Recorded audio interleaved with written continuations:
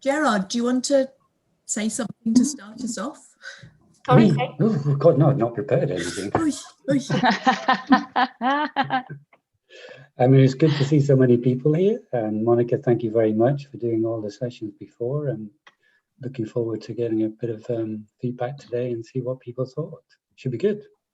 Thank you. Yeah, thank you. Thank you. I'm happy to be here once again. I really kind of enjoy a lot these kind of discussions where we can interact and, you know, keep the conversation going and build together some ideas. You know, sometimes when we have, well, you know how it works. Sometimes when we deliver these sessions, there's not so much interaction, and I always look forward to having this kind of dynamics. So happy to be here. Good. Great. Well, just to recap, Monica's been talking to us about over her 3 sessions. So you were, looking at the theoretical framework, research, and then lots of ideas, very practical ideas, looking at awareness, self-regulation, social awareness, improved relationships, and decision-making. Here's a question that I throw open to everybody here. Of those 5 areas of development related to emotional literacy in the classroom, what would you say was the element that's most important to you? I'll say them again. So that was self-awareness, self-regulation, social awareness, improved relationships, and decision-making. That's a tough one, because I don't think one is more important than the other, because what I believe is that, in fact, they build upon one another. For example, we could never talk about social awareness and empathy and relationship building if our own level of self-awareness is not high, if our own level of self-regulation has not been developed first. But I think that, for example, it is quite interesting to think about what has happened now in times of pandemics. And I think that one of the things that has happened to all of us teachers around the world is how the social element has become extremely evident because of the limitations we've had in terms of our social brain, our connection with the students, how much we've missed, how much we are still missing. It's still here in Argentina, we are still in lockdown, although there are some, the city of Buenos Aires is opening up a little bit more and so on. Classes are not running smoothly. We don't have face-to-face classes yet.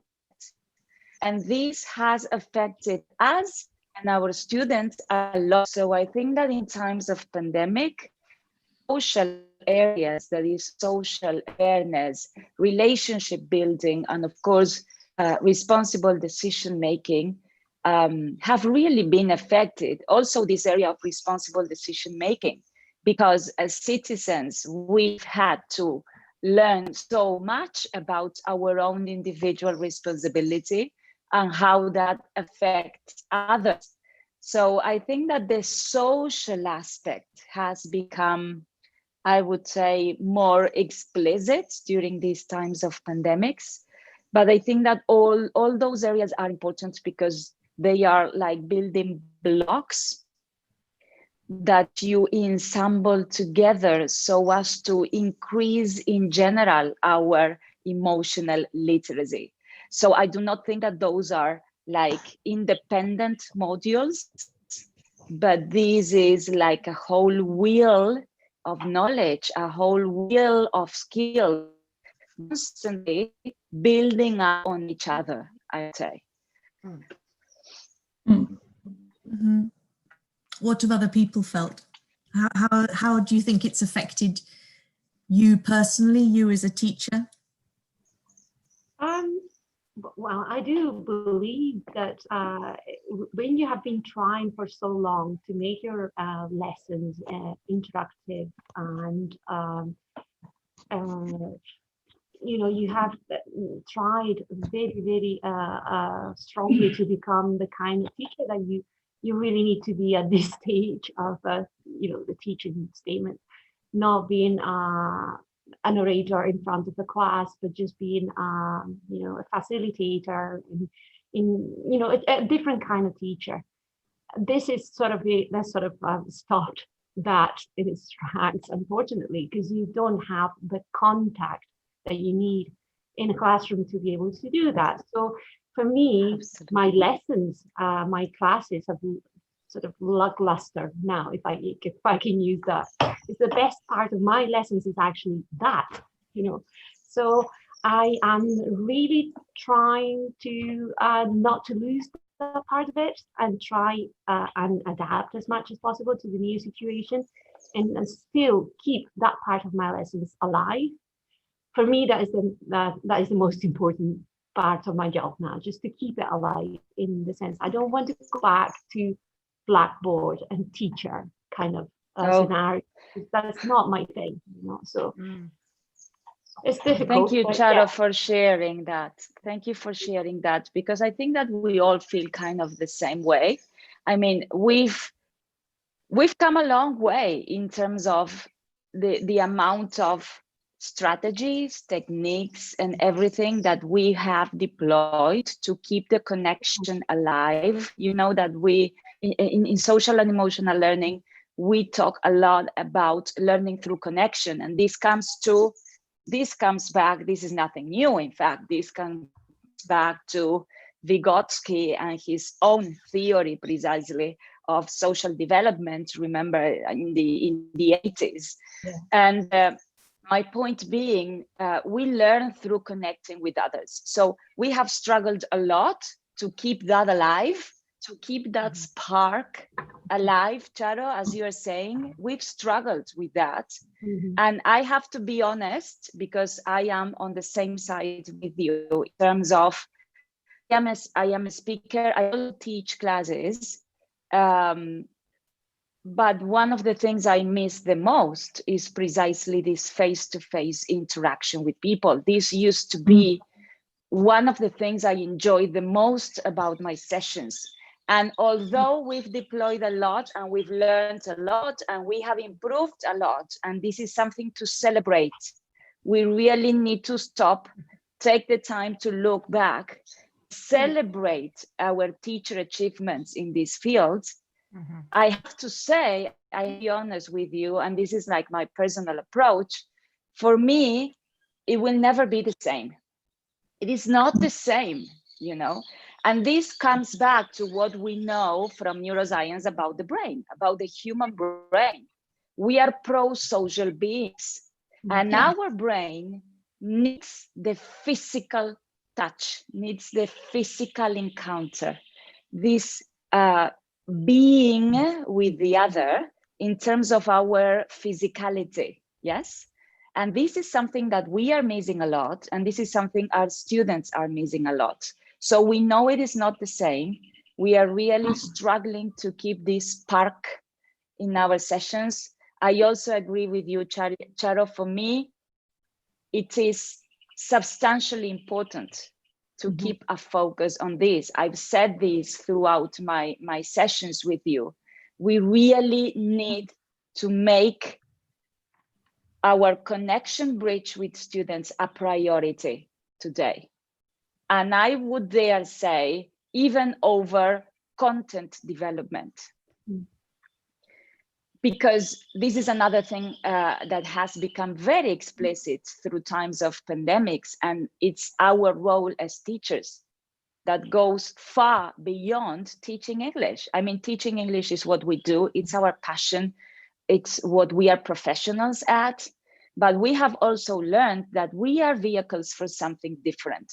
And this whole view of education understands that learning English is what we do, but we are vehicles for so many other things. And if we don't prioritize, I would say, the human connection, the human understanding over content, content is never going to happen. You know this, we teachers know this. When a student is emotionally compromised, what are you going to teach him or her? The brain is hijacked by those emotions. So learning is not possible. So what I think it's important to keep in mind is that we are not only talking about developing social and emotional skills or emotional literacy. What we are speaking about here is how to propel the learning process of whatever subject we are teaching. Because what we know through research and through science is that there is a connection between our emotional world and how we learn and to what extent we learn. So it's not only about talking emotions, you know, like something separates. We know that cognition and emotion is pretty much the same thing. And they work together in the learning and in the teaching process itself. It's not separate. So I think it's quite important, as you say, Charo, to prioritize. And we have to prioritize. And we also need to think about how we prioritize ourselves, we teachers, how we take care of our own emotional and not only emotional, physical, but also our mind capacities, especially during these times. Teaching has always been very demanding, but what we are going through now is the extreme thing.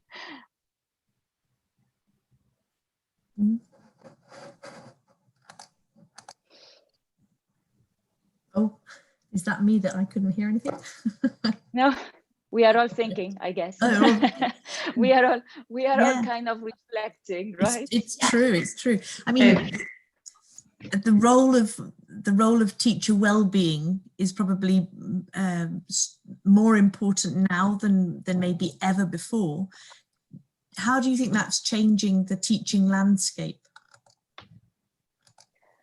I guess the teaching landscape is being thrown upside down. And we are in the middle of that storm. We are in the middle of that hurricane. And teacher well-being would be, you know, that whenever there is a hurricane, the hurricane has a spot in the middle of it that is absolute calm and silence. And even all around it, there is only chaos.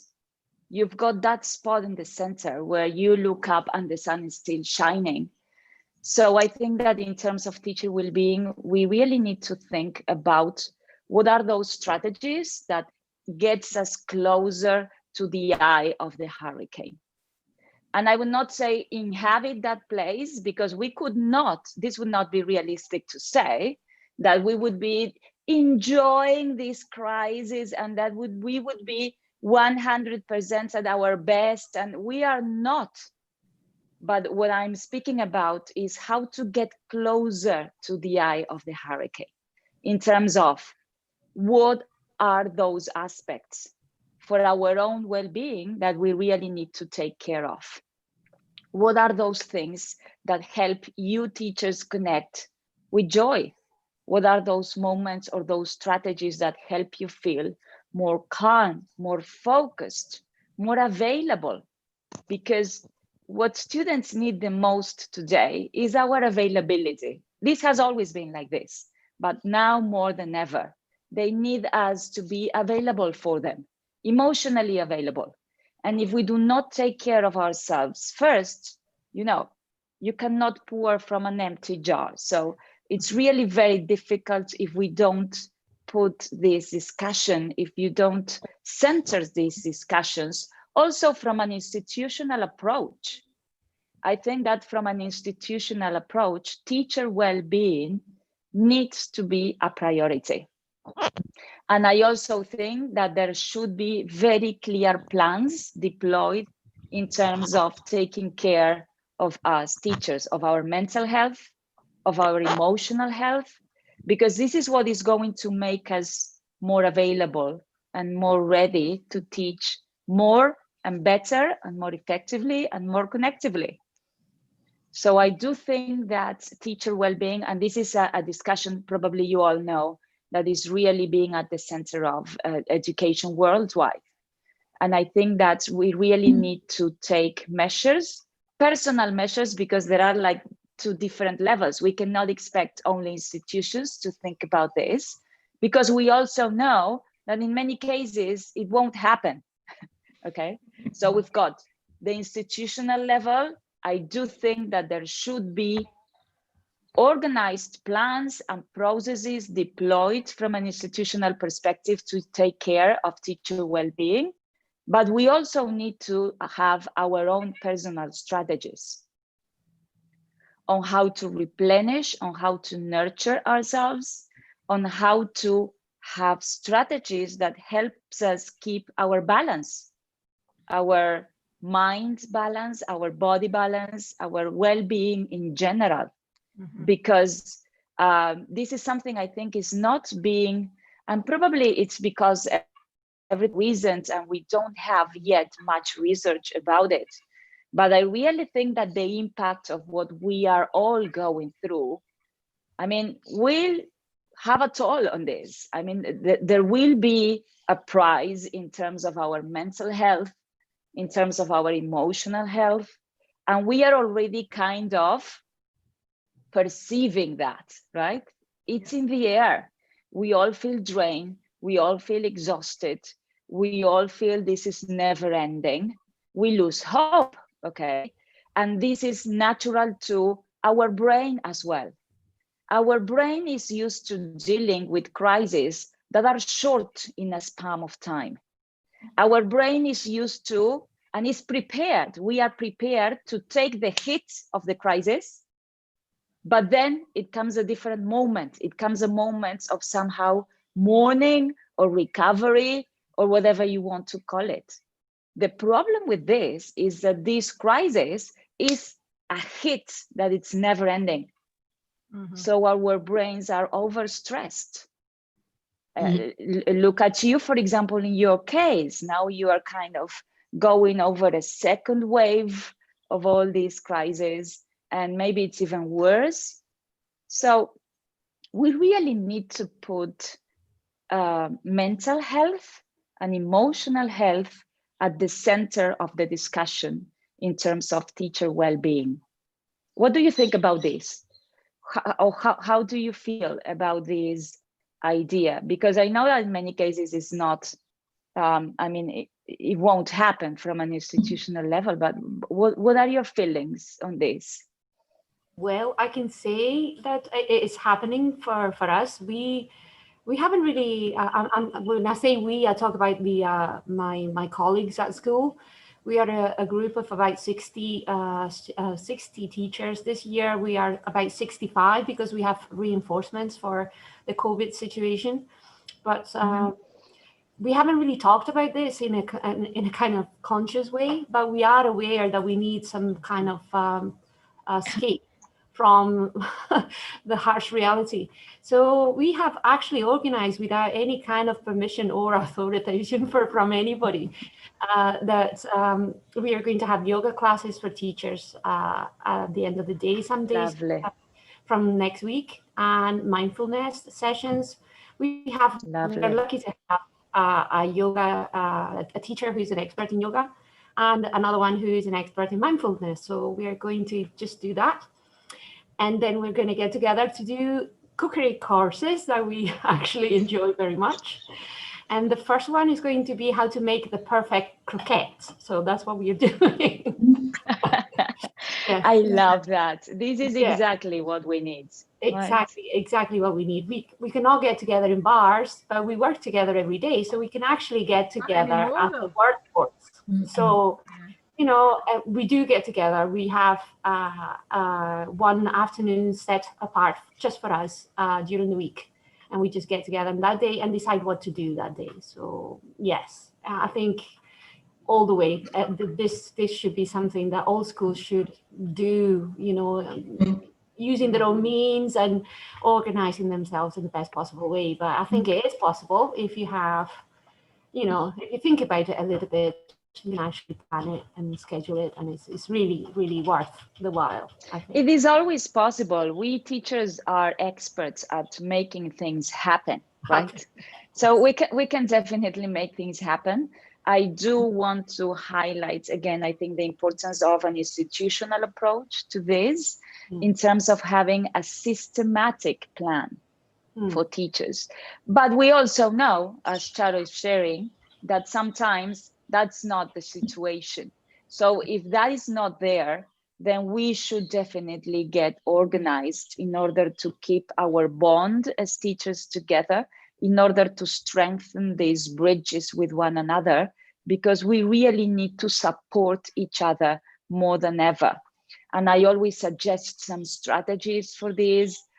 What you mentioned, Charo, is absolutely crucial. Mindfulness, yoga classes, also taking this idea of having during and throughout the day, something that I call our healthy pockets. So we know that sometimes it is not very realistic to set like 2 or 3 hours a day apart for our own well-being. But sometimes it gets a little bit more realistic if we think about some small pockets throughout the day. And I mean 15 minutes, yes, every 2 hours, let's say, or every an hour and a half, to just stop being in front of the screen. Yes, to be apart, to get out, to oxygenate yourself, to oxygenate your brain, to drink something, to do some mindful activity. Yes, you can even prepare your coffee or your tea with a higher level of awareness, being connected to what you do. You can take your breathing exercise or your some 10 minutes yoga exercises. You can just go, even if it is around the house. You can just listen to some music. What I'm referring to are simple everyday strategies in 10 or 15 minutes throughout the day that would help us replenish our energy. And I think that this is sometimes more realistic than thinking about, you know, having 2 or 3 hours for our own well-being, because we're so many things at the same time. But these small healthy pockets throughout the day might contribute to lowering our risk of burnout. And this is something that is also being researched right now. The risk of burnout for teachers has always been higher than for many other professions. But at these times, we really need, again, to go back to the original point, we really need to consider that this is a real risk. So we really need to deploy everyday simple strategies that might help us with this. Do you implement any other strategies for when? Any other comments apart from what Charo shared? Well, I was thinking the same as Charo, that you've said personal and then the institutional, but I think anyone, and maybe it's, I mean, I know that, for example, Anita works by herself, but something like TESOL, something like getting together and talking about the same thing or something completely different, you know, what's on your mind, your student, your course book, your lack of any kind of motivation to go into class or do something or whatever it might be, just take that little pocket and fill that pocket with talking to somebody else, sharing what you're feeling, because what you're feeling is what they're feeling, and just like putting it into words really gives you a sort of, you know, escape valve. And so yeah, I that helps a lot, yeah, because if you don't talk to people, it stays inside you. It's this, that would be the same for teachers and students. Yeah. But the trouble is we have so much on. I mean, what you're saying is great, but I mean, I've just gone through 10 days of confinement because I had a pupil who was found positive and I was confined. So everything online. And so because in Spain we're back in the classroom, as you probably know. And I found, I just had to Yeah, because in the other lockdown, I did some Zoom classes, but others I did asynchronous. So I did on Google Classroom. So I wasn't doing the classes all the time on Zoom, but now I am. I'm just the same, but on Zoom. So I find that I just have to get, I have to get up and walk around, Absolutely. And because you have to get ready and you have to get you connected, and it takes so much time. Yeah, so I connect them, and I sometimes say to them, well, just talk among yourselves. I'm going, and I just go for a little walk around my classroom, stretch my arms around and stuff. Because are you sitting, Monica, or are you standing? No, I'm sitting. Yeah, now I'm sitting, but it comes many times that you will probably see me standing, because sometimes that's why I got my my earphones, and so I can freely move and so on. And I think that's something, because Anita, what you're feeling, what you're saying, it's true not only for us, but this is also true for our students as well. So my suggestion would be, why not inviting your students to stretch up with you at the beginning of your Zoom, or in the middle of your Zoom, or by the end of it, whenever you think you need it, you all need it, but doing it together, because this is something that is going to enhance your teaching process as well. Students need this as much as we do. They don't maybe realize sometimes so much, but I think it's important that we could invite them to have these movements, these brain breaks, these stretching minutes. It will take you no more than 5 minutes, and it will benefit everyone involved. I've been working with many institutions here, having these interventions in different classes, with different students, different levels, secondary school students, primary school students, like having these interventions in the Zooms, in the Zoom classes, so as to give them the possibility of doing some mindfulness exercises together, of moving up, stretching, and exercising a little bit with music together. And this is something that it's not only that we need it, students need it too. But it's also in the classroom. Sorry, I'm using a microphone and it ran out of battery, so I plugged it in. Yeah, but it's also in the classroom. We have this problem here now in class, because they have to. I mean, my classroom looks very different to what it used to. I've now got rows. We are sitting in rows facing the blackboard, as many years ago, And I tell them, you can't, don't move. I try, especially the little ones who take very little notice of that. Naturally. Say don't move. And we've all got our masks on, and it's miserable. It's miserable in the classroom, to be honest. I was going to say exactly the same thing. Sorry, Anita, I was going to say exactly the same thing. It's not just about online classes, getting them physically up, but because they're sitting so statically and they're measured, they have to be in this exact same place. I make sure they stand up. They have to stand behind their chair and to dance and do miming activities, but really they still need those physical actions to remember all those TPR activities that we used to do with kids. Yes. We used to do. We just have to adapt. Alix, tell us. Twinkle have some TPR cards, and they've got about 20. Oh, yes. Now, of the 20, there's about 15 you can use.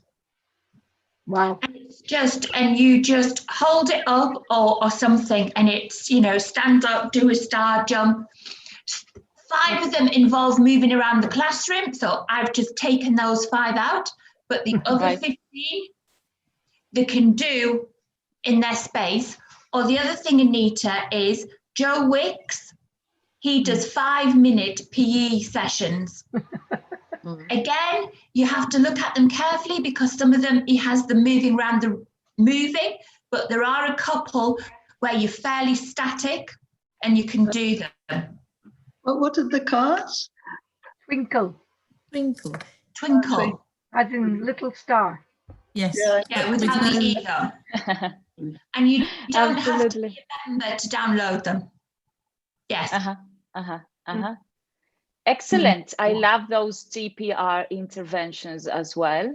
Absolutely necessary for our brains, and absolutely necessary for learning. This used to be, as you say, Anita, it used to be a reality. It is a reality, even if you're face to face, but this is a reality in terms of engagement, if we really need to think about engagement, and in terms of understanding how the brain works for the better in terms of the learning process. So this question of creating movement and having our brain breaks and so on, I think it should be like a natural part already of our teaching and learning processes. Absolutely.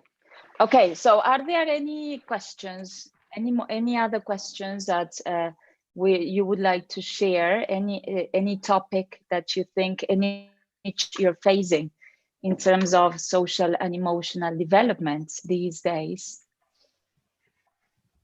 Something that you said in your first session, Monica, that I wrote down from the 12th of September was validating emotions is not validating behavior. And I've been trying to think about that. And I work, I work with the oldest child I teach is 7. So I work a lot with little people. I'm in an infant school. So at the minute, there's an awful lot of different behavior. Absolutely. Yeah.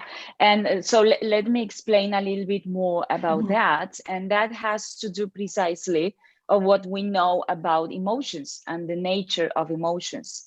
We used to think that there was something wrong with them, especially with difficult emotions. Remember? In our times, probably it was not well seen if we cried a lot, if we felt sad, especially if you are a man or if you were a man, it was quite especially difficult. We used to think, or we used to be told, that there were certain emotions that it was better, you know, to hide them or not to pay attention or not to show them, not to express them, I would say. Probably the best verb here is to express them. So what we know from neuroscience is that emotions are an inherent part of who we are as humans. We cannot choose whether to feel or not to feel. There is not a choice there. So what we know is that we should invite ourselves to inhabit all emotions. So in the past, we used to also hear things such as, these are positive emotions like joy, happiness, gratitude, etc. And then there are negative emotions. Yes, you have probably all heard about this. What we know nowadays is that there is no such thing as positive or negative, because emotions are natural to the brain.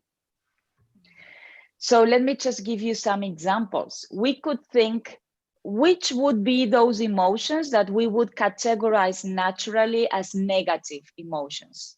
Can you name some? Which would be those emotions? Excuse me? Anger. Fear, anger. Yes. What else? Nervousness, maybe? Nervousness, depending on the case. Yes. Frustration. Aggressiveness. Yeah. Aggressiveness, rage. Yes.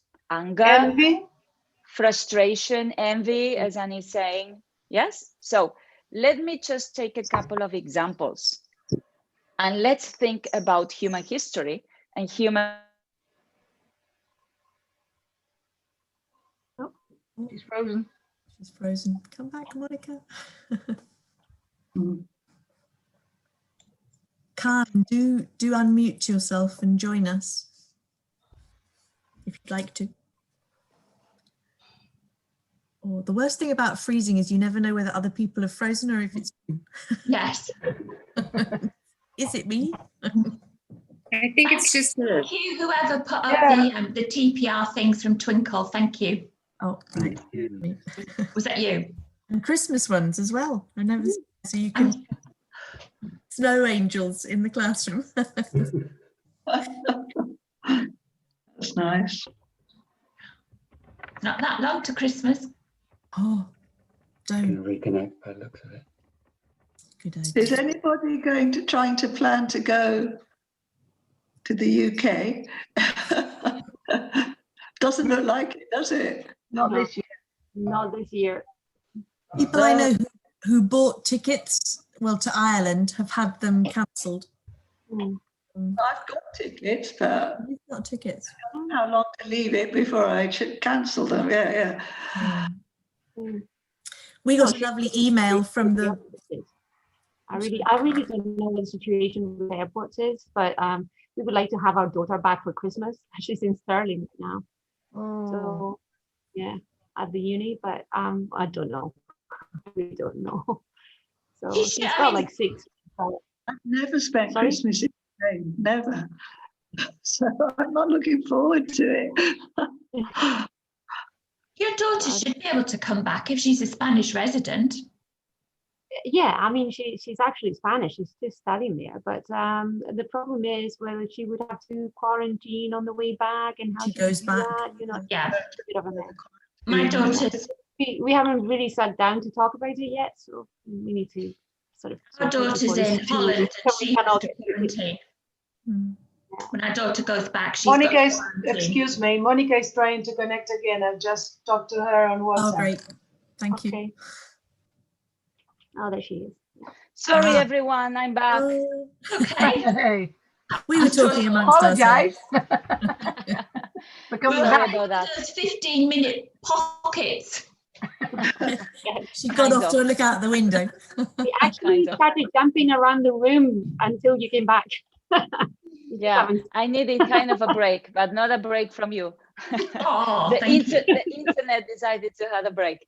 So coming back to what I was sharing in an attempt to answer Alex's question, is that the origin, okay, of most important movements around the world have been emotions such as anger, frustration, saying, I don't want this anymore. Something needs to be changed.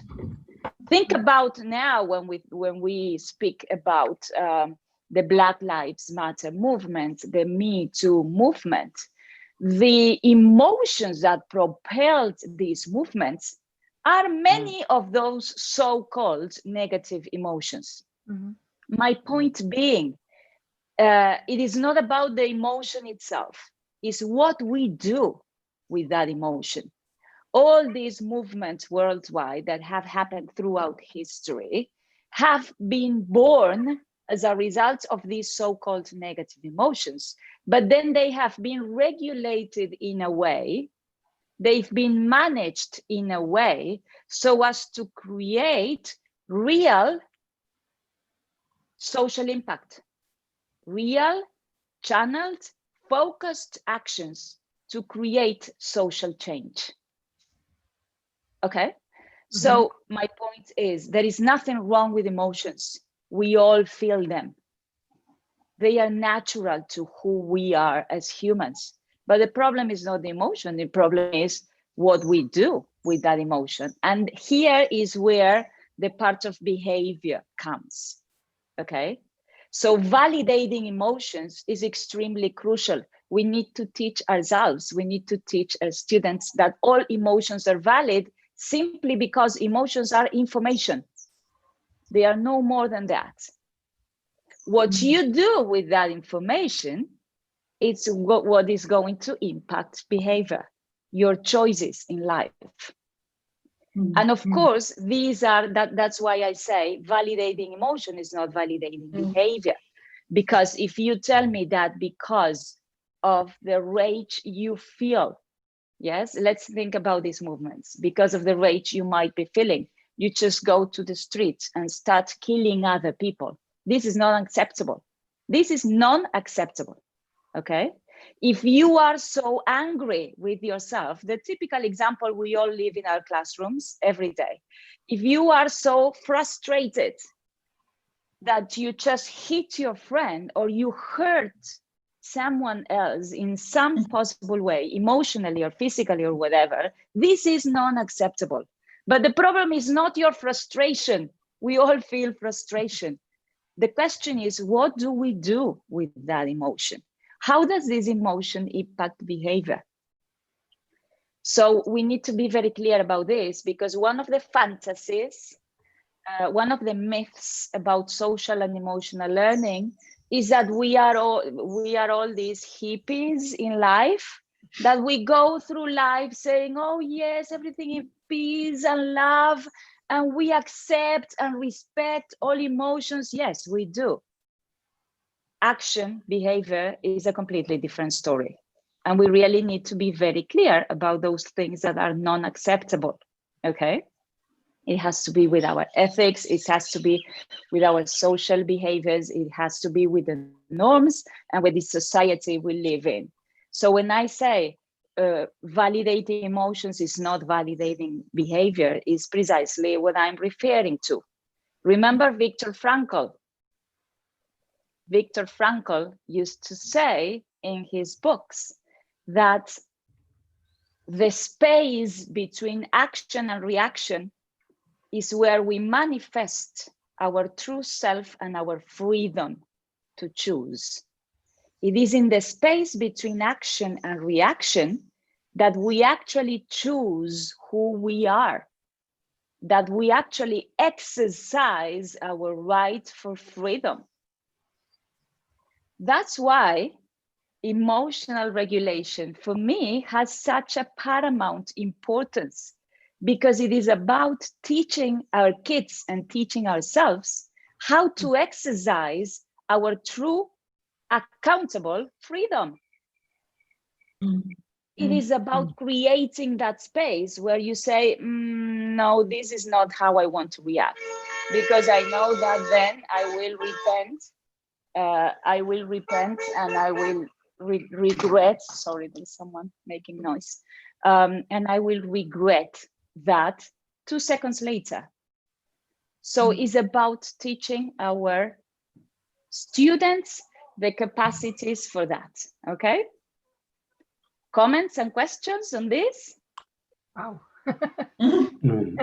There was one, you made me think about something that was in a course book about change in culture and changing to a different environment. And I was just noting down some things I remembered from it, is that we go through stages in a cycle when we experience something new. And one of the things they mentioned was that there's the feeling of elation, the wonder and the joy of finding something new. But then you begin to reject the new situation. And then you learn to accept it. And then you come to a new understanding. And the importance is you have to go through those cycles to come to a new understanding. And I think that's important as well, is that not just the frustration is there, but you've also got to feel, I will get over this, but I have to go through it. And you need the support when you're going through those different changes, I think, as well. Yes, and this brings to mind the idea of process, Gerard. When we talk precisely about self-awareness, about emotional regulation, we're speaking about a process. It is a process sometimes that happens quite fast in our minds, but it is a process in itself. And this is what kids also need to learn. And because it is a process, those skills can be learned and can be developed. And this is something extremely important, because I think I've shared this story with you. We've had these cases. I've heard many students say things such as, I am a really bad boy or a really bad girl because I get angry all the time. Or I am a bad girl because I cannot control my feelings, or because I cry too much. And this is really dangerous, dangerous. This is where we teachers have the possibility of being change makers, in the sense of creating the awareness that we are not our emotions. Emotions happen to us. They are natural to who we are as humans, but we can do things with that. We can choose how to react, and we can also let our kids know that it is not who we are. Yes, that they happen naturally. And I'm coming back to Alex's question earlier about respecting, inhabiting, embracing all our emotions as information, and then teaching how to choose. And this is something you can learn. Okay, I have to apologize if you hear a lot of noise. I'm sorry about that. I just have to share this with you. My brother, who I have not seen in more than 8 months, has just arrived. Oh, Oh, go. fantastic. I'm sorry if there is a lot of noise outside. No, we must go. Khan has I had no idea. It's a surprise. I mean, I'm totally in shock. Luckily, But extremely happy. So I have to share my emotion with you. Yeah, no, brilliant. Khan has his hand up. Maybe you can answer her question, excuse me, and then go and see your brother. So Khan, please share. No, it's okay. It's okay. Oh, no, don't worry. 8 months is a long time. So, hi. Whose hand is up? Khan? Khan. And I just was thinking about when we have high emotions, then the ability to study is really low. And whether for children, we all want to be seen, heard, and valued. So just recognizing what emotion, as you're saying before, isn't like validating the behavior, but it's just recognizing emotion is, I see you and I hear you. Like, I see that you're angry, but I don't approve of what you did. I'm just saying, I see that you're angry, and then that validation can help then deal with the behavior. That was absolutely can. Yes. It's and it's really very important to validate the emotion again, but then to work on the behavior. And probably, this does not happen with certain emotions such as anger, or when we feel extremely frustrated and so on. You cannot reflect on the emotion on the spur of the emotion being manifested, right? This is a reflection that probably comes afterwards. Let me just give you an example. My youngest girl, Eileen, she's extremely impulsive. And last night, precisely, she had a fight with her sister. And at the moment they had the fight, she reacted in many different ways that were not acceptable, okay? And so I said, okay, we need to stop here. I can see that you are extremely angry, okay? This is not okay, but you just need to calm down. I tried to help her calm down through some breathing exercise. I took her out and I said, because she is very kinesthetic. So I said, let's go out and I want you to run for a little bit and then we'll have a conversation, because she just needs to, this is natural to all of us too. We need to drain our emotions, okay? And all of us need to drain those emotions in probably different ways with different strategies. My point being, she just needed to drain her anger, and then she started calming down. And that was a moment when we could started reflecting on behavior, all right? And reflecting on how would you like to do it differently next time? This is the key aspect. Thinking forward. Okay, this is what I feel, feeling forward. You know that we talk about feedback and feed forward. So this is what I call, my concept is feel forward. Because the most important piece of information that you will get from this situation is, how would you like to do things different next time? I mean, what was that emotion that you didn't like? Because she felt very bad about being aggressive with her sister. So she was already repenting. So there was this whole mix of feelings, okay? So what I wanted to get was to the point of thinking, okay, if you felt like this now, how would you like to feel if this happened again? And how would you do differently? What would you change? What would you do differently? And this piece of feel forward, as I call it, is one of the most relevant learnings we can offer in terms not only of self-awareness, but also self-regulation for the future. Paying attention to how the emotion manifests in our body. Remember that emotions are very intelligent. They manifest physically all the time. Problem is, we seldom pay attention to those signs. Yeah, we know how anxiety, and this is something we and kids also need to know. It is not that we explode all of a sudden. This is growing. This is piling up until there is an explosion, okay? So what are those signs of this emotion growing up inside yourself? Where do you feel it? Because if we really learn to understand those signs, next time it happens, we can pay attention and say, maybe I'm starting to get a little bit too angry here. This is self-awareness. But in order to do that, we need to be connected with ourselves first. What is our level of connection with ourselves?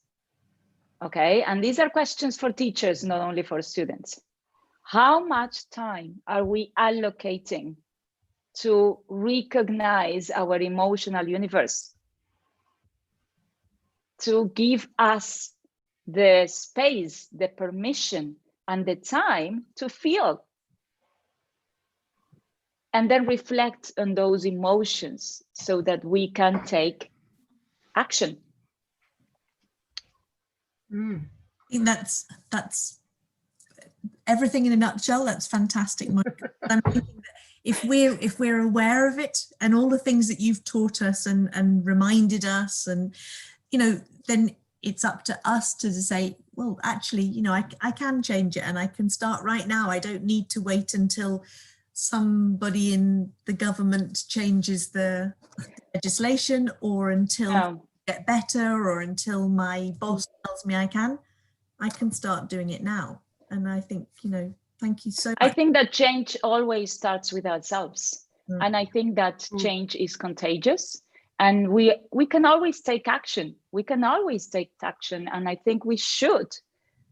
Social and emotional development, or now we are also using SEC instead of SEL, social and emotional learning. We are using SEC because we believe in social and emotional competencies, okay? And this is something that, as I shared with you, is being recognized, for example, by United Nations, with a lot of actions being taken nowadays with governments, so that this becomes part of our curricula, okay? That is what we should expect. In the meantime, my question is, what can we do in the meantime? Because if we just wait for governments and ministries of education to decide on this, maybe it could take a little bit long, right? Not to say that I live in Argentina and he knows what I'm talking about.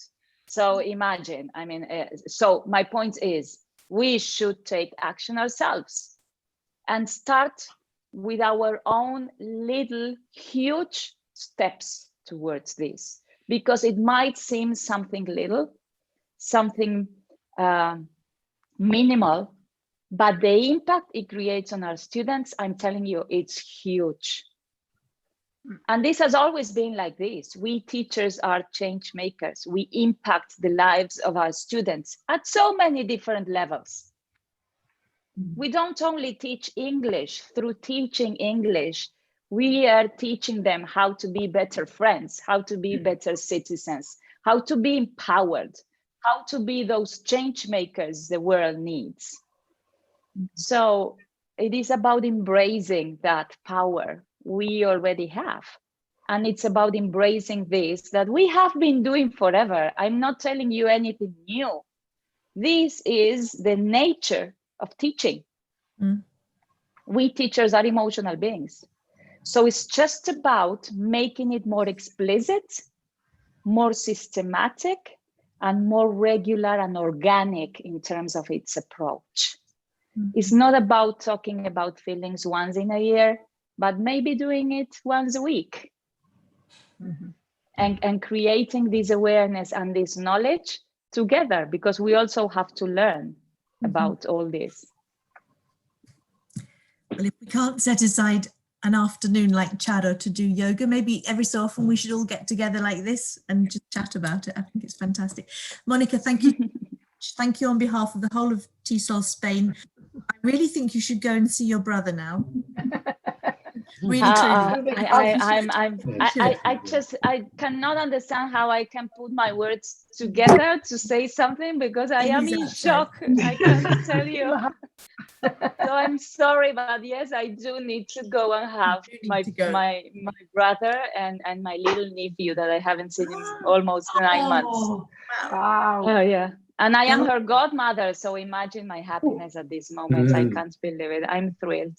But I'm also happy to have shared this time with you. I think it has been a great conversation, and I hope we can keep it going somehow, right? Yeah, definitely. Thank you, Monica. Thank you very much. Thank you so much. Thank you so much. Enjoy the day. Thank you. Bye.